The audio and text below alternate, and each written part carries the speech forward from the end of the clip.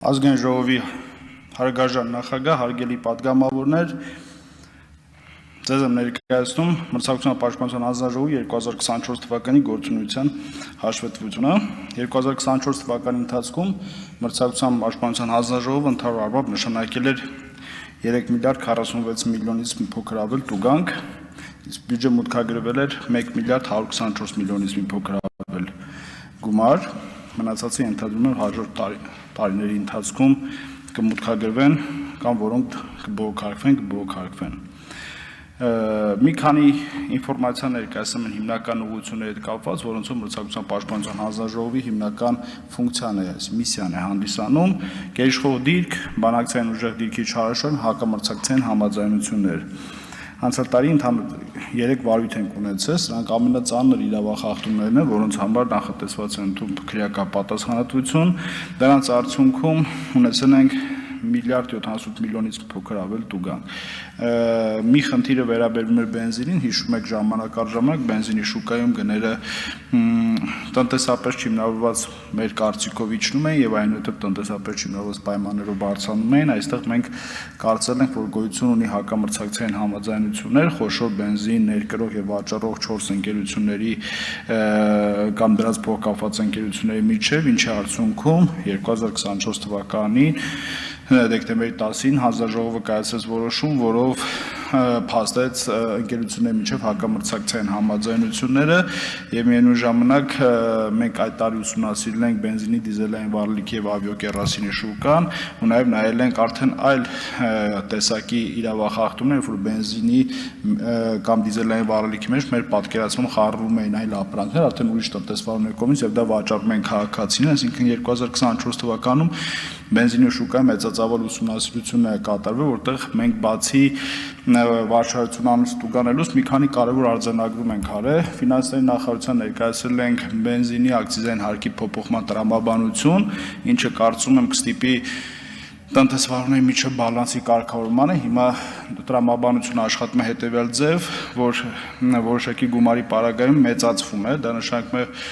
որ որոշ տնտեսվարներ, որոնք բենզինը կարան ավելի մեծ ծախսով ցույց տան, մեծ հաշվով ավելի քիչ հարկ են տալի, եւ եթե դուք տեսնեք բենզին ներկրողների հարկային վճարները, կտեսնենք, որ ամենամեծ ներկրողը փաստ չի, որ ամենաշատ հարկն է մուծում կամ ամենաշատ շահույթն է վճարում։ Կարծում ենք, որ ըստ տրամաբանությունը այստեղ կկարգավորվի։ Հաջորդ կարևոր բանը, որ հանձնաժողովը արձանագրել բենզինի վաճառքը մեծացած շուկան պետք է տեղ ունենա տեղափոխումից առաջ թղթային ամբողջ գործընթացով եւ տեղափոխման ժամանակ պետք է վերահսկողություն լինի, որովհետեւ այդ բենզինը տեղափոխվում է մեր պատկերացման որոշակի պայեսներ, շինարարական կազմակերպությունից, իսկ այդ ընթացքում տարբեր այլ նյութեր են մեջը խառնվում, որի արդյունքում ունենում ենք ոչ մրցակցային շուկա։ Երրորդ կարևոր արձանագրումը դա օկտան, նավթա կամ նման անվանումներով ապրանքների վրա մաքսատուրքի սահմանումն է, որովհետև կամ կա երկու տեսակի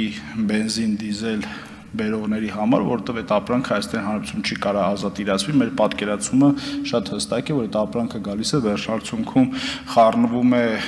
որակյալ ապրանքի հետ եւ բենզալցականներում ծախում վաճառվում է, որտեղ բոլորդ գիշեք, որ մի բան նույնիսկ 250 դրամով մի քանի բենզալցականում բենզին կա, մենք դե առակ արձագանքից ենք ասենք, որ չի կարա տենց լինի ու չի կարելի հավատալ խոսակցությունը, թե իրական բենզինի գինը 200-ը մենք չենք թողում, որովհետև դա խայծ է ընդհանրապես, դա կյանքը ցույց տվեց, որ մենք ճիշտ ենք եւ այդ մարդկանց պատասխանատվության ենթարկեցինք, սակայն պետք է մի փաստ արձանագրենք, ցավալի, որ այդ մարդկանց նկատմամբ մեր վարույթները հանգեցնում են հետեւել կամ այդ մարդիկ սնանկանում են մի քանիսի վրա քրեական գործ կա, բայց երևույթը չի դադարում։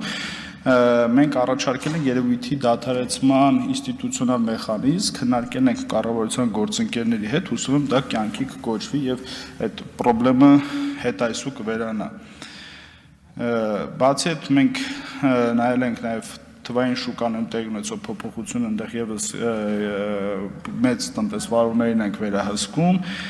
սակայն այս բլոկում, քանի որ մենք երբ որ հանձնաժողովում քննարկում ենք, դա կարևոր հարցի ընդհանրապես լավ մեր մարդկանց կյանքում ինչ է փոխվում, ես ում շատ վառ օրինակ ձեզ ցույց տամ, երբ որ էկոնոմիկայի նախարարության գործընկեր նախաձեռնել են օրենսդրական փոփոխություն, ազգային ժողովը հաստատեց, դա գյուղատնտեսական արտադրանքի մթերումների դեմ ուշ վճարումների պայքարի գործիքակազմներ եւ առևտրային ցանցերի պետք է ասեմ, որ արդեն աշխատել է համակարգը եւ ես կարող եմ ձեզ թվեր ներկայացնել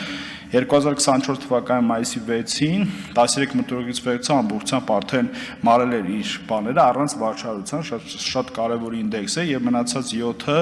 հետագայում վարեցին, այստեղ մենք փորձել էինք վաճառության արդյունքում քիչ տուգանք նշանակել, դեռ առաջի անգամ այն նպատակը տուգանելը չէր, սակայն 1 միլիարդից ավել նախկին պարտավորություն մարվեց, հիմա այդ գործընթաց ունենք եւ ընդհանրապես երկրորդ տարվա ընթացքում Հետ այսօր արդեն համտնտես վարողները կսկսեն գյուղացու գումարը ժամանակին վճարել եւ մի հատ փոփոխություն եք նախատեսել, որը կարծում եմ հունիսին երկրորդ ընթերցման պետք է գա ձեր դատին, վերջից, որ մեկ ամսա փոխարեն ասում ենք 2 ամիս ենք նախատեսում, բայց երկրորդ ամսվա ժամանակ պետք է բանկային տոկոսի 1.5 անգամ, եթե չեմ սխալվում, գումարը վճարի գյուղացուն։ Եթե դուք իմ փողը պահում եք որպես գյուղացի եւ չեք օգտագործում, բարի եղեք տվեք գյուղացուն, մենք վարույթ չենք անի, բայց այդ մեկ ամիսը որպես այսպես ասած գրեյս պիրոդ իրանց, որտեղ հասկանում ենք նաև որտեղ տնտեսվարն ասում են, որ ձևակերպումների հետ կապված բանկային փաստաթղթերի հետ կապված ժամանակատար process-ը, կարծում եմ բոլորին այս որոշումը կբավարարի։ Իսկ արդեն առևտրային ցանցերով ստեղ եւս լուրջ հաջողություններ ունենք, որովհետև մոտ 4 միլիարդի պարկ է մարվել, կարծում եմ էական բան է փոխվել արդեն առևտրային ցանցեր մատակարարման հարաբերություն, այնտեղ խնդիրները դեռևս կան, բայց կարծում եմ որ ժամանակներս էլի ստեղ կգանք զորական կամ լավ վիճակի, նորմալ վիճակի։ Եվ մյուս բլոկը ցանկանա ներկայացնել պետական գնումների մշտադիտարկումներով ինչ են արել շատ հատկանշական է, որ նոր առաջ ֆինանսների նախարարության գործընկերս ներկայացրեց երկրորդ ընթերցման փոփոխություն կամ առաջին ընթերցման ենթերում գնումների հետ կապված, որ հենց հանձնաժողովի ուսումնասիրության նաև արդյունքում եղել, ոնց է պետք հանրային ծառայություն կարգավորող հանձնաժողովների բիզնեսներին կարգավորել։ Մի արձանագրում արել ենք տեղեկատվական տեխնոլոգիաների ոլորտում, որտեղ ասել ենք, որ մենք չունենք այն կարողությունները, որ նորմալ տեղեկատվական տեխնոլոգիայի գնման տեխնիկական փաստաթղթեր գրենք եւ մեր կողմից կազմված փաստաթղթեր կամ շատ լայն են կամ շատ նեղ են, ինչը բոլոր դեպքերում հանգեցնում է նրան, որ չի կարողան բիզնեսը ճիշտ դնել։ Եթե դուք նայեք գնանշումները, կտեսնեք, որ նույն գնման մասնակից մի ընկերություն տալիս է մի գին, մյուս ընկերություն 10 անգամ կամ 100 անգամ քիչ գին, դա նշանակում է, կամ իրանք չեն հասկանում ինչ է, կամ մենք չենք հասկանում ոնց են գրում։ Մենք հակված ենք, որ մենք մի քիչ լավ չենք պատկերացնում որպես տեխնիկական բաժնի գրի, մեխանիզմ ենք դրել, մեխանիզմը շուտով կքննարկվի թվայնացման խորհրդում եւ հուսով եմ կյանքի կոչվի։ Մյուս բանը ներքին աուդիտի ծառայությունը հետ կապված է, ստեղ եւս հետեւյալ արձանագրումն է։ Մեր պատկերացմամբ ներքին աուդիտ պատվիրակող պետական մարմինները կամ լավ չեն գնահատում այն անհրաժեշտությունը եւ այն արժեքը, որ պետք է ներքին աուդիտ մատուցող ծառայություն տա, վերջանկությունում ստացվում է ավելի շատ ձևական բնույթ կրող ներքին աուդիտ, որովհետեւ ներքին աուդիտը այն գումարները, որ շահում են ներքին աուդիտ իրականացնող ընկերությունները, որակյալ չեն կարող համարվել, հիմնականում կրում են ձևական բնույթի պահանջներ կա, որը ֆորմալ առումով պահպանելը բավականին թանկ է, իսկ այդ տված գնի մեջ չի տեղավորվում, այստեղ ֆինանսների նախարարության առաջարկել ենք ինստիտուտի հիմնային փոփոխության եւ մյուս որոշումը, որ կարծում եմ ամենակարևորն է, դա կատամթերքի գնումների վերաբերել ուսումնասիրությունը, Երևանի քաղաքապետարանը դիմել էր մեզ եւ աշխատանքի եւ սոցիալական հարցերի նախարարությունը, որտեղ ասում էր, որ մանկապարտեզներում կատամթերքի գնումները հանգեցնում են ամբարխիղճ մրցակցության եւ գնումների պրոցեսների կազմաքանդման իրականությունը հետևյալն է հարգելի գործընկերը, մենք հայտնաբերել ենք կարակ պանիր այն գնով, որով անհնարին է դա լինի, դա նշանակում է այդ փաստաթղթերով ինքը ձևակերպված է եղել կարակ, քանի որ հետագծելիության համակարգ չկա դեռևս այս ոլորտում, կա հարկային փաստաթղթեր, որով բովանդակությունը post factum պարզելը անհնարին է, որովհետև ինչ է անում, կարակը ընդունվել է եւ վաճառվել է, հիմա մեջ եղել է կենթանական ճարպ, բուսական ճարպ, թե ինչ, դա արդեն ոնց որ դրանից հետո անհնարին է պարզել, մենք այս բավական պատանի լայնածավալ օպերատիվ աշխատանք են կատարել եւ այսօր վստահ ասում ենք, որ այդտեղ չի եղել կարակ եւ չէր կարա լինել կարական բանիր, որովհետեւ կներեք աշխարհի առաջատար կարակ արտադրող երկրները այդ ինքնարժեքը չունեն, մենք չենք կարող հրաշագործ լինենք եւ 250 կամ 500 դրամ ինքնարժեքով կարակ ուղղակի անհնարին է ստանալ, կիլոգրամի մասին է խոսքը։ Ուղարկել ենք Սննդի անվտանգության տեսչական մարմինը, տնտեսվարողներին համգործունեություն են որոշ մասի կասեցրել, մենք պրոցեսներ ենք արել, բայց մի հատ կարևոր ինստիտուցիոնալ փոփոխություն ենք ասել, որը կարծում եմ մոտ օրերս արդեն կդառնա իրավական ակտի տեսք ստանա, որտեղ ասում ենք կատամթերք պետական գնումներին կարող է մատակարարել այն ընկերությունները, որոնք շուկայում որոշակի վաճառքի ծավալ ունեն, տրամաբանությունը հետևել է, թե դուք արտադրում եք լավ ապրանք, նշանակում է ձեր ապրանքը հաստատ պետք է առևտրային ցանցում կամ խանութում վաճառվի, հակառակ պարագայում դժվար լինի բիզնես կամ բիզնեսները, որոնք ստեղծված են մենակ պետական գնումներում մատակարարումներ արտադրելու եւ մատակարարելու համար, դրանք չեն կարող բիզնեսներ լինել, բիզնեսի տրամաբանությունը դա չի հուշում։ Վիճակագրություն ներկայացնում նաև բիզնեսի միացումների, այսինքն համակենտրոնացումների ոլորտում տնտեսական ակտիվությունը բավական բարձր է եղել այս առումով, նորից մեծ քանակի թույլատրություն եղել, սակայն հետաքրքիր էր շուկայի փոփոխությունը, հիմնական ակտիվություն դրսևորում են ֆինանսական շուկայի մասնակիցները, գիտեք Արշին բանկ եւ HSBC բանկի գործարք տեղի ունեցավ, Bank of Georgia-ն գնեց Ամերիաբանկ ընկերությունը եւ Bank of Georgia-ի դեպքում հետաքրքրական է, որովհետեւ դրսից մի բանկ, մի բիզնես, որը նաև ցուցակված ընկերությունը մուտք է գործում Հայաստանի շուկա, այս նաև հետաքրքիր, որ օրինակ ֆինանսական ոլորտում գործունեություն կրնող ընկերություններից մեկը, օրինակ ID Group-ը, որը նաև ID բանկի սեփականատերն է, ձեռք բերեց Տոմսարկղ ընկերությունը, այսինքն այստեղ համակցված ծառայությունների մասին է խոսքը գնում, որը կարծում եմ էլի շուկայի եւ տնտեսության զարգացման եւ վերափոխման մասին է խոսում։ Եվ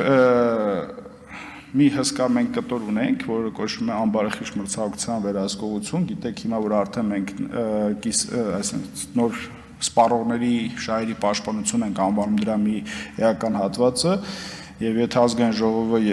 երկրորդ ընթերցման հունիսին կընդունի օրենսդրական փոփոխությունները, մրցակցության պաշտպանության հանձնաժողովը նաեւ կվերանվանի եւ կոչվի մրցակցության սպառողների պաշտպանության հանձնաժողով եւ կհանդիսանա սպառողների պաշտպանության կենտրոնական մարմին, բայց դա պատմություն ուներ, այնպես չի որ մինչ այսօր մենք սպառողների շահերի պաշտպանությամբ չենք զբաղվում,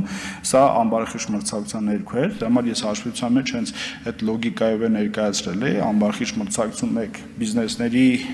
շփոթության, այսինքն ապրանքային նշաններն իրեն նմանեցնում, վարքագիծն են նմանեցնում, սա այլ կտոր է, որը կգնա բուն մրցակցային վերահսկողության ներքո, իսկ մնացած հատվածը արդեն կլինի սպառողների պաշտպանության ներքո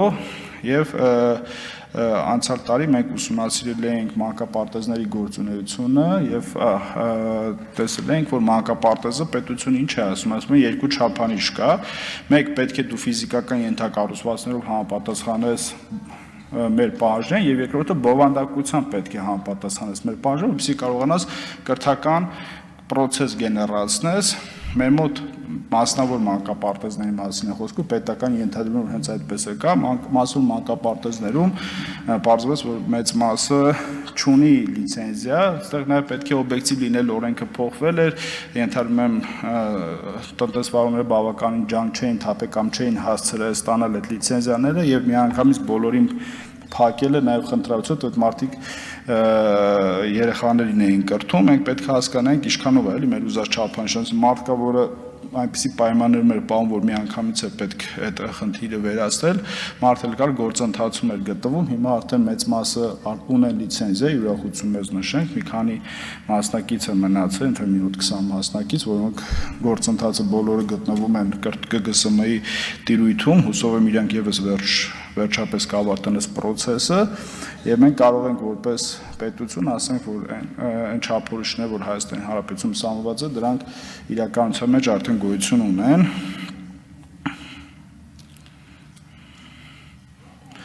Եվ սննդի ոլորտում ենք ուսումնասիրություն իրականացրել, տոմատի մածուկի ոլորտում, որտեղ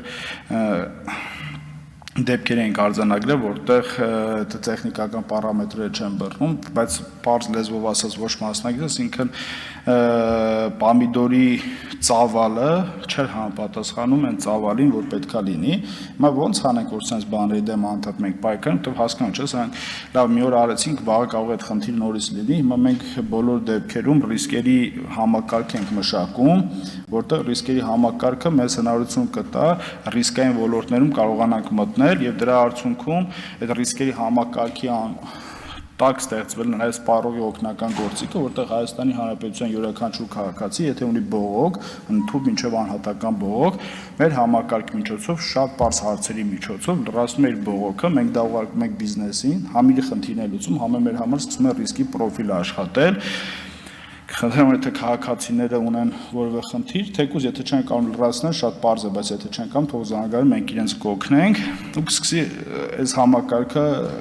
արդեն կաշխատել, որովհետև նայեք, նույն բենզինը, տոմատի մածուկը, կատամթերքը, այսինքն սա անսահման ռեսուրսի մասին չի խոսքը գնում, մենք չենք կարող ամեն օր այդ գործընթացը նայենք, դրա համար հիմա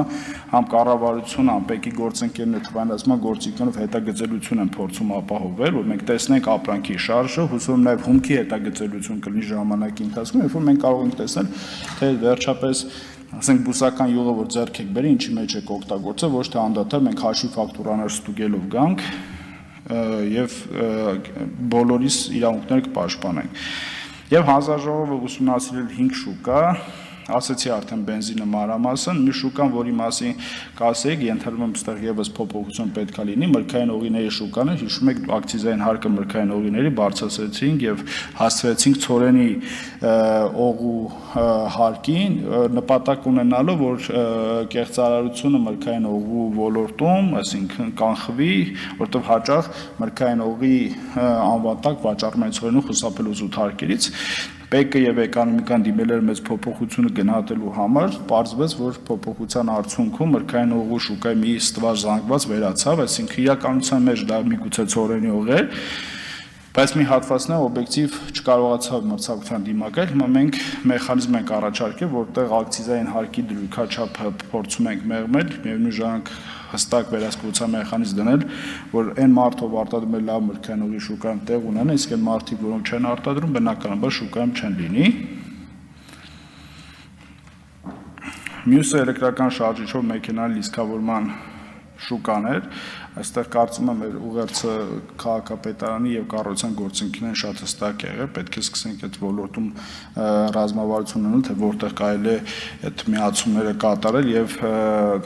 մենաշնոր երկում բեցի եւ հեծի հարաբերություններն եք այստեղ կարգորի եւ այստեղ բացահայտել նաեւ այդ փոխկապակցության դեպքում թե իրանք ինչ ձև պետք է աշխատեն շուկայում, մյուսն էլ վերելակների գնումներն են, որտեղ կարծում եմ շուկայի վիճակը բավականին լավ է։ Եվ ամբրանների շուկան, որտեղ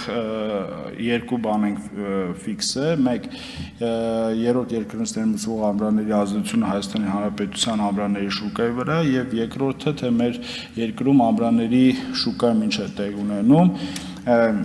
մյուս հարցով կարծում եմ էլի մոտորերս ազգային ժողով կգա օրենսդրական նախաձեռնություն, որտեղ կարգավորումներ կմտցնենք ներմուծվող ամբրանի վերաբերյալ, թե դուք համաձայնվեք դրա մասին։ Եվ մի հատ է կարևոր բան, այստեղ ամբրաների ներմուծման կոդերի հետ կապված խնդիրներ ենք հայտնաբերել, որը հիմա մեր գործընկերները կուսումնասիրեն ու ձեզ տեղեկատվություն կտան։ Կարճ ներկայացնեմ նաև դատական վճիռների որոշումների քանակը, անցյալ տարի մեր նկատմամբ հարուցվել է 34 դատական գործ, ավարտվել է 38-ը, հօգուտ հանձնաժողովի 38-ից 29 ներկայացվել, 9 մեր դեմ է եղել։ Ընթացիկ գործերը այս պահին 83-ն են, ու կարծում եմ վիճակագրությունը բավականին լավն է։ Պարոն Թունյանը անցյալ անգամ ասել էր, որ նաև խնդրարկել են նիստի ժամանակ, որպեսզի մենք ինդեքսները հնչեցնենք, թե ինչ փոփոխություններ են տեղի ունեցել շուկայի կենտրոնացվածության մասով։ Ես մի հատ կարագից եւ օրինակ բերեմ 2024 թվականին կարակ եւ կատնային մածուկ ապրանքախմբի արտադրությունը Հայաստանում եղել է 4077 տոննա։ Այսինքն Հայաստանում արտադրվածի քանակը գրեթե մոտեցել է ներմուծվածի քանակին։ Իհարկե լրիվ օբյեկտիվ լինելու համար սրանից հանում ենք այն իմ ասած խնդիրներով ապրանքները եւ բայց նույնիսկ դա հանելով տեսնում ենք, որ Հայաստանի Հանրապետությունում արդեն կան տնտեսվարներ, որոնք մրցունակ կարագ են արտադրում եւ վաճառում իհարկե ներքին շուկայի համար։ Այսինքն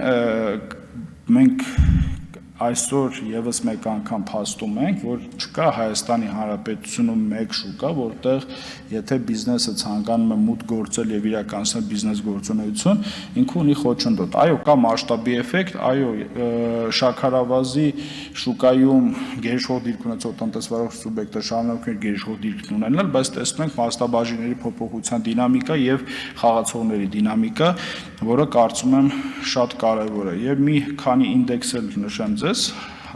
Heritage Foundation-ը գնահատում է տնտեսական ազատությունը ամբողջ երկրներով եւ պետք է նշեմ մրցակցության ոլորտի գնահատումը Հայաստանի Հանրապետությունում վերջի տարում ստացել է ամենաբարձր գնահատականը պատմական որևէ տարվա նկատմամբ։ Շնորհակալություն, հարցերի դեպքում սիրով կպատասխանեմ։